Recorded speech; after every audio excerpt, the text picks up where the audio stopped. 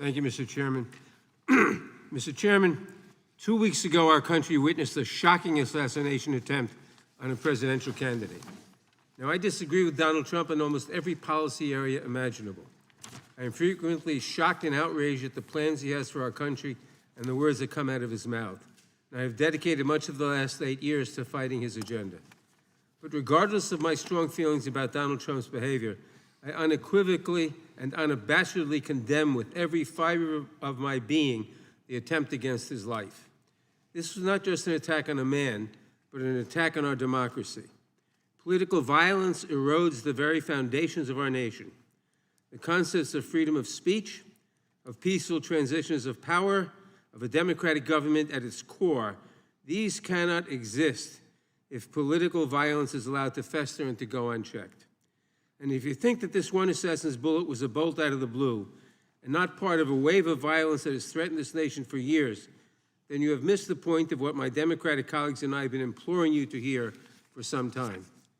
Election workers, many of them working for free, face near constant threats of violence.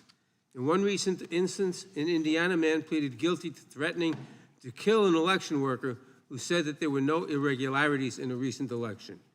That man said, quote, 10 million plus patriots will surround you when you least expect it and will expletive kill you, close quote.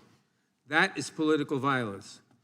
In another instance, Speaker Emerita Nancy Pelosi's husband was bludgeoned over the head with a hammer by an intruder in his home who had been there to capture Ms. Pelosi, interrogate her, and possibly, quote, break her kneecaps because of her liberal views.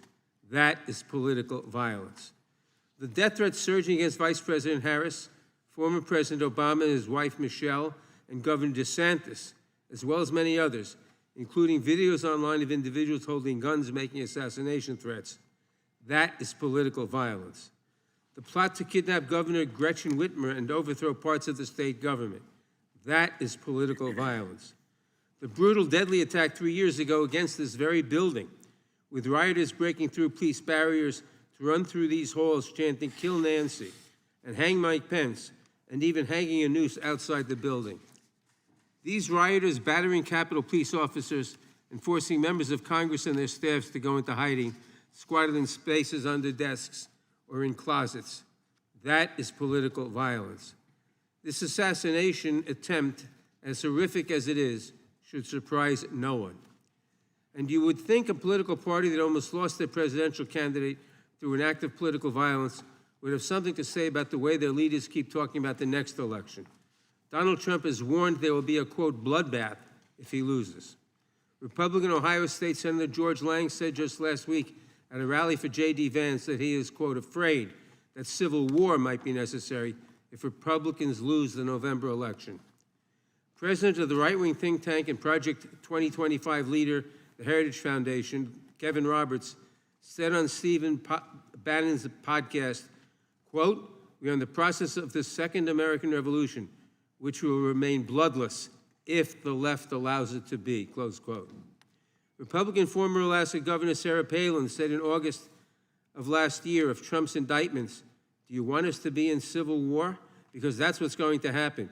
We're not going to keep putting up with this. We do need to rise up and take our country back," close quote.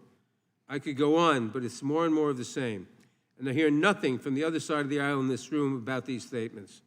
Do you support a bloodbath if you don't get the election outcome you want? Do you justify violence if the left does not agree with you? And what exactly has preoccupied this Republican majority while their allies threaten violence to their political enemies, real and imagined? We have chased down baseless conspiracy theories designed solely to influence the 2024 election in favor of Donald Trump. We have spent millions of dollars and thousands of hours of staff time in more than 100 transcribed interviews chasing false accusations against President Biden, supporting an impeachment effort that seemed designed to fail, and hunting for a smoking gun that simply does not exist.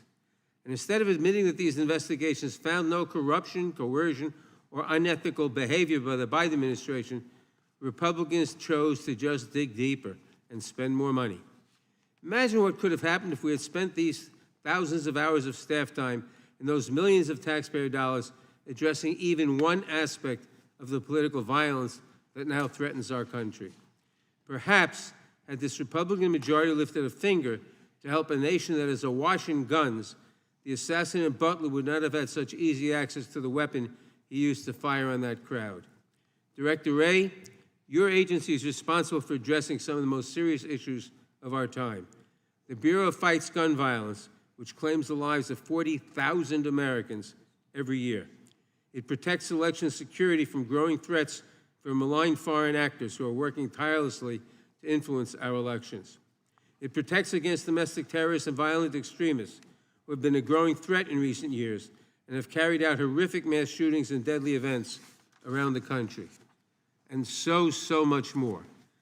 I apologize to you, Director, that instead of supporting you in these missions in the 118th Congress, some of my colleagues have instead hindered your work, maligned your agents, and called to abolish and defund your agency, all for political gain. It is despicable, especially from the party that claims to, quote, back the blue. And I know that you and your many agents and employees have paid the price for these baseless attacks. I know you have faced a barrage of threats, distrust, and vitriol from the public as a result of these wild, politically driven conspiracies. I know it has become even more dangerous and difficult for you to come to work each day. I may not agree with you on everything, but I sincerely thank you and every employee in your agency who continues to protect our country. The FBI is vital to keeping America safe, and I pray that today we can focus on the real, substantive work of the agency. It is the least we owe our country in these times. I yield back.